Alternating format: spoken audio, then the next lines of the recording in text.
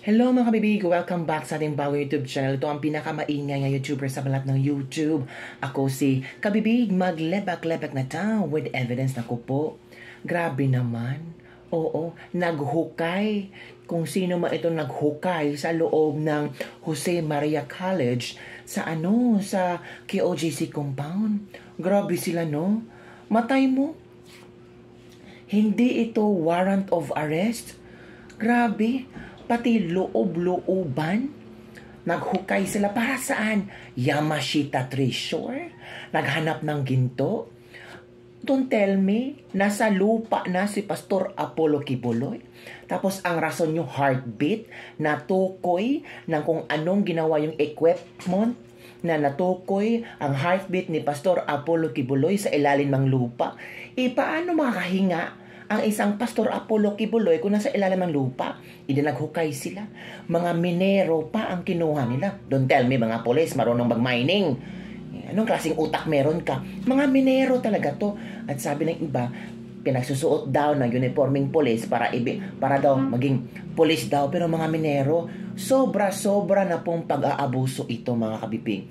Bukod pa ito, nanganganib ang structural integrity ng gusali ng Jose Maria College. Isang bukod na learning institusyon para sa mga bata mula kinder hanggang college at postgraduate studies. Ang tanong, ginawa ito ng mga pulis sa loob ng Jose Maria College. Ano ang reaksyon ng DepEd? Ano ang reaksyon ng CHED? Hindi ba sila na-concern sa learning ng mga bata? Secretary Angara, ano ang iyong reaction dito? Parang wala kang imik eh. Oo, Jose Maria College, eskwelahan po ito. From grades kinder to high school lang, yung concern mo. Pero wala kang sinabi. Wala kang, hindi mo nga binisita yung mga estudyante doon, kung kumusta ba sila, kung pwede ba na hindi isali ang Jose Maria College kasi may mga batang nag-aaral, akala ka concerned kayo sa mga bata. Parang hindi nila naramdaman na may DepEd secretary ngayon. Diba? So, kailangan talaga may lakas at tapang in DepEd secretary na sabihin sa mga pulis, huwag nyo pong isali ang Jose Maria College. Kung wala po kayo natunton na heartbeat ni Pastor Apollo Kibuloy doon, ay huwag nyo na pong isali. Kasi kawawa yung mga estudyante. Pero may sinabi ba si DepEd Secretary Angara? Wala. Deadma. Di ba mga kabibig? This madness must stop. Ito mga kabibig ha. Ito yung picture ha. Ipapakita ko sa inyo. Yan po kabibig grabe no. Grabe ang paggawa nila no. Hanggang sa ilaliman yan. Ano bang hinahanap nila? Don't tell me nasa mga ilang kilometers ba si Pastor Apollo Kibuloy natago sa ilalim ng lupa.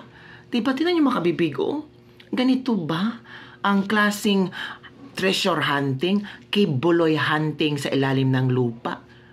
Nakakatawa lang ang ginawa ng mga pulis.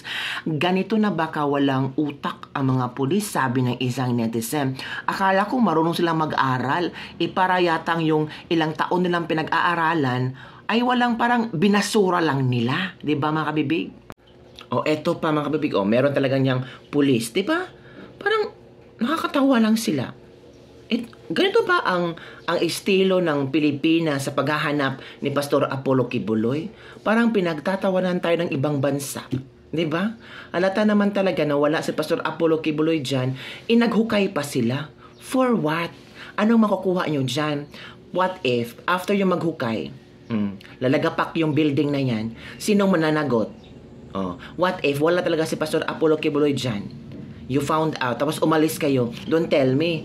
Parang treasure hunting lang. Pagtapos na, bahala na kayo dyan. Ay, kailangan magbayad din kayo. Private property yan. Diba mga kabibig? At ito ang mga komento ng ating mga netizen ham.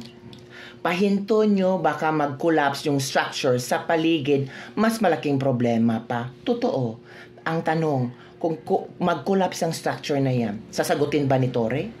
Sasagutin ba ni Abalos, ni Marbel, ni Pangulong Bongbong Marcos, Wala. Deadma lang sila. Nag-mining na sila. Anong hinahanap nila? Gold. Ay, bakit po dumaan si Yamashita dyan noong 1945? Baka may mapa si Torre para mahanap ang gold. Hindi si Kibuloy ang hinahanap nila. Desperado si Bangag. Lahat nila ginawa para matabunan ang hair follicle test. Diba? Napapraning na ang amo nyo. Tapos, niyan tatawagin na nila ang GMA, TV5, ABS para ipakita daw nila na may lagusan si Pastor Apollo Kibuloy. Grabe yung fake news nila, no? Ito, treasure hunting ang ginawa nila, hindi yung paghahanap kay Pastor Apollo Kibuloy. Gago naman si Pastor Apollo Kibuloy kung ibabaon niya ang kanyang sarili sa lupa. 'Di ba? Ito pa, wag mo i-give in yung lupa dyan kasi hindi stable yung klase ng soil. Tabunan jud mo, malubong mo. Of course, kung kukulaps yan, kapag may tao pa sa ilalim, of course, sige. Di na warrant of arrest yan. Iba na ang hinahanap nila. Tao po ang hinahanap ninyo, hindi tae. The court must stop today's stupidity. Withdraw the warrant and put a status quo. Ito pa. Baka plan nilang taniman dyan ng bomba para pagbintangan ang mga KOJC. At KOJC ang kasuhan, hindi sila mga polis. Hay nako BBM, dami mong sinisira. Kailan ka ba matatauhan?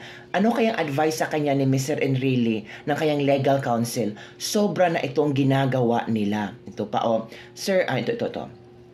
Treasure hunting na pala ito, nahiya pa kayo. Ipasok yun na ang mga heavy equipments kasama si Bantag.